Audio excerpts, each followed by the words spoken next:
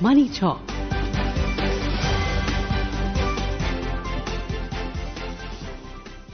This is Akashwani. In the program Money Talk, we bring you a special series, 2025, the Year of Reforms. Today's discussion is on India's growing manufacturing power. The participants are Dr. Ranjit Mehta, economic analyst, and Nishchit Kumar, anchor. As the year 2025 draws to a close and we embark on the new year, it's time to take stock of the year gone by and the strides the country has taken in various sectors.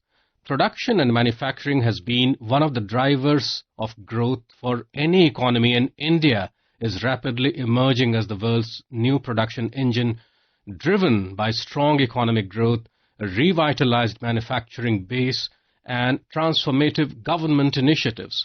With the GDP growth projected as the fastest in the coming years, India is outpacing global peers and positioning itself as the central hub for production and manufacturing. And to discuss more about the same, we are joined in by Dr. Ranjit Mehta, CEO and Secretary General, PhD Chambers of Commerce and Industry. A very warm welcome, Dr. Mehta. Thank you very much. India's manufacturing is no longer just a projection, but it is reflected prominently in the recent industrial data as well. Dr. Mehta, as of late 2025, the Index of Industrial Production, that is IIP, has hit a two-year high of 6.7%, with the manufacturing sector being the standout at 8%. Yes. Yeah, Dr. Mehta, your views on that? Yes, definitely. I think this is a great moment for India because the Make in India, which was launched in 2014, and within, I think, 10 years, we have made an ecosystem where the companies from all over the world, they are coming and they are manufacturing in India. There have been many reforms in Indian economy that has really paved the way for the investors who are coming. Now, India, when a global buyer places an order, they are not only buying a product, they are buying a certainty of quality, certainty of timelines, certainty of compliance, and certainty that the next disruption will not break the supply chain. And that is exactly where India is stepping in, not as a backup option, but as the world's new production engine, new manufacturing hub. So it has been possible because of the many reforms that has been there in Indian economy, and GST and IBC code has been one of the biggest reforms.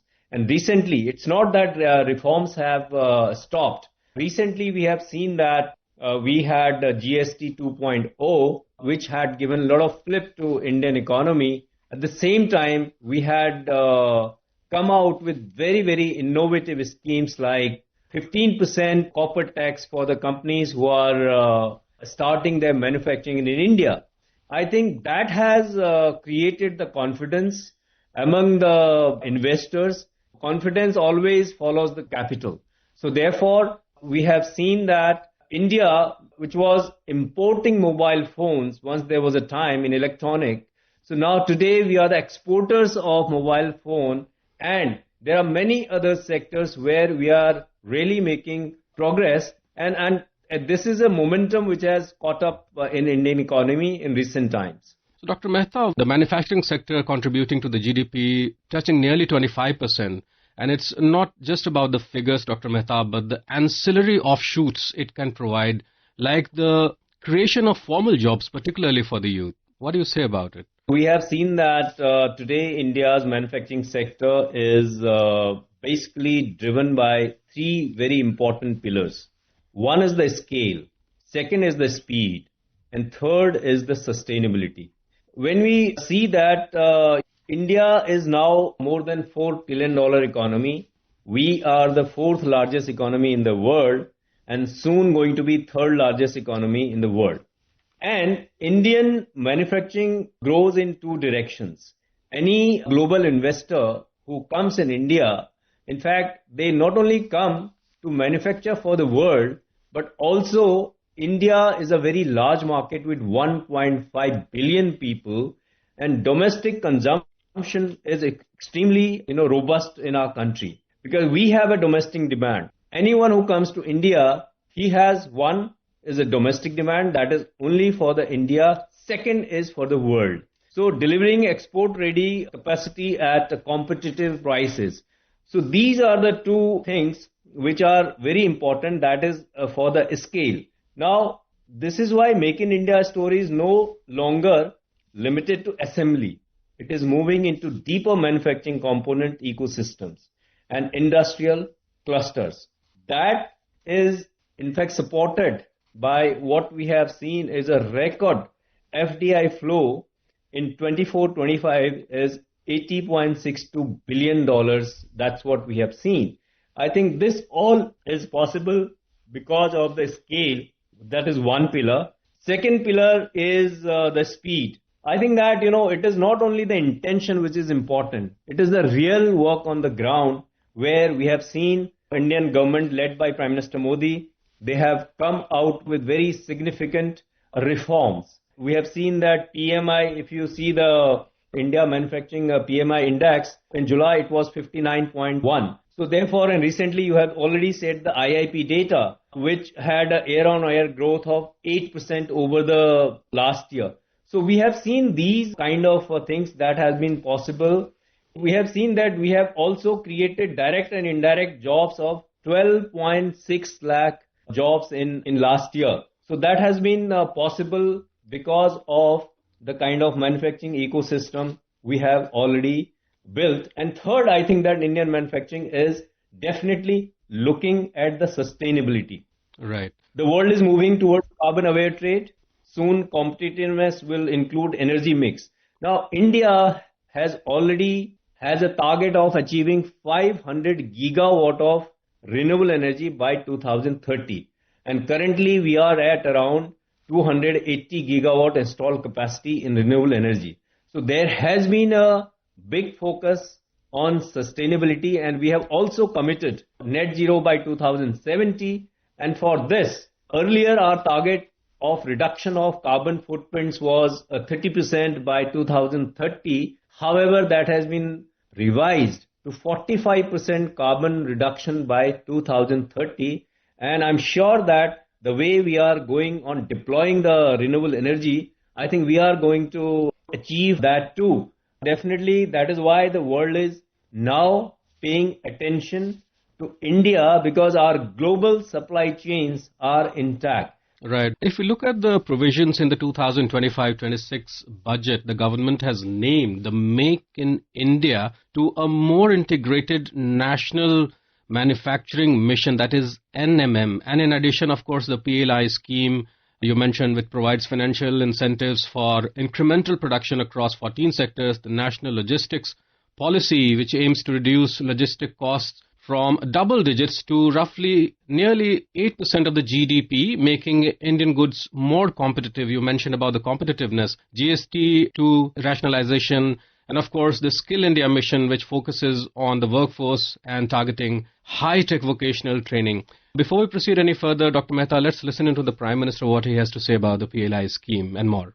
आज भारत की एक बहुत बड़ी ताकत हमारा manufacturing sector है। Manufacturing sector को गति देने के लिए इस वर्ष के बजट में मिशन मैन्युफैक्चरिंग की घोषणा की गई है। बीते सालों में हमने मेक इन इंडिया अभियान को मजबूती दी है।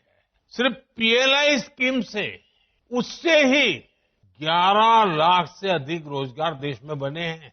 बीते सालों में मोबाइल फोन और इलेक्ट्रॉनिक सेक्टर का अभूतपूर्व विस्तार हुआ है। आज करीब 11 लाख करोड़ रुपए की इलेक्ट्रॉनिक्स मैन्युफैक्चरिंग हो रही है। Right, Dr. Mehta, talking of high growth sectors like electronics and semiconductors, we just heard the Prime Minister talk about it. India is now, of course, you also mentioned the world's second largest mobile phone manufacturer, wherein 90+% of the phones are produced locally now. Now, it has been really transformative, and semiconductors, of course, all of us, we know it has become central to most of the economies and, of course, the manufacturing. India's semiconductor mission has been a push in this direction. The rise of the chip hubs, whether be it the Dholera and Sanand in Gujarat, Moregaon in Assam, Bhubaneswar in Odisha. This is nothing short of heartening. The government's fiscal support as well by expanding the semicon budget by 83% says it all. Dr. Mehta, your views on this? Yeah, this is highly commendable that India has launched the semiconductor mission, and how fast they have created this ecosystem is really, really praiseworthy. I think no other country has been able to do it. Though we started late, but we have started with a speed. That's very, very important. And now India is offering a rare combination of massive domestic market and improved industrial execution and rising export capabilities and the clear energy transition pathways. I think these are our strength. And now there are many new companies that are coming because we have a very healthy startup ecosystem. When Startup India was launched in 2016, we had just around 400 registered startups. But today we have more than 150,000 startups they are working and more than around 115 unicorns. That shows that our youth now having the ideas, and this promotes the entrepreneurship, and our exports have even export merchandise export. If you look at the figures from April to August, that has reported $184 billion, and it has been growing on year-on basis. So with large number of MSMEs, more than 65 million MSMEs in our country, and many of them in manufacturing line, I think that what we need to do is we need to handhold our MSMEs as far as the sustainability pillar is concerned, because we feel that going forward, the economic development will be totally integrated with sustainability. That means without sustainability at the center pillar, we will not be able to really move forward. Absolutely. Dr. Mehta, with the growing geopolitical tension that has become the order of the day, defense and aerospace sector just cannot be overlooked by any sovereign state which cares for its safety and security. And India, of course, is no exception here. And what initiatives do you see by the government coming in achieving the Atmanirbharta that we say the Prime Minister has been pushing for it, and as a bonus, of course, contributing to manufacturing sector and effectively the economy as well, with, of course, the private players also coming in?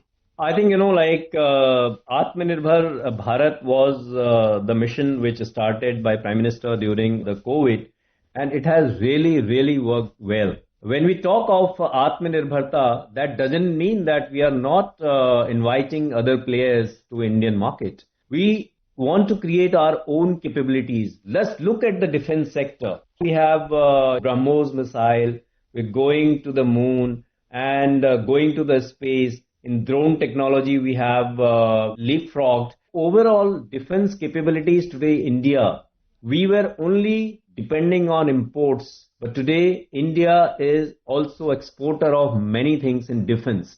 I think that shows our capability. When India decides on something, it can definitely achieve it. So our defense capabilities, definitely, they are one of the best as of today.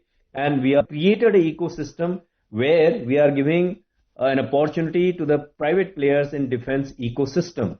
Let me just say that in every era, the world has a production engine. The world has a manufacturing engine, a place where manufacturing becomes a platform for the growth, like for jobs, for exports, and for innovation. Right. I would say that India is now stepping into that role.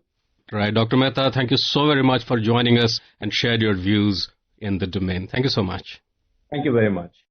Under the special series 2025, the Year of Reforms, you were listening to a discussion on India's growing manufacturing power.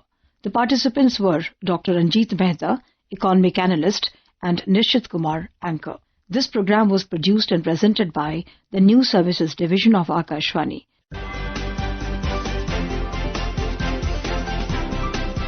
Money Talk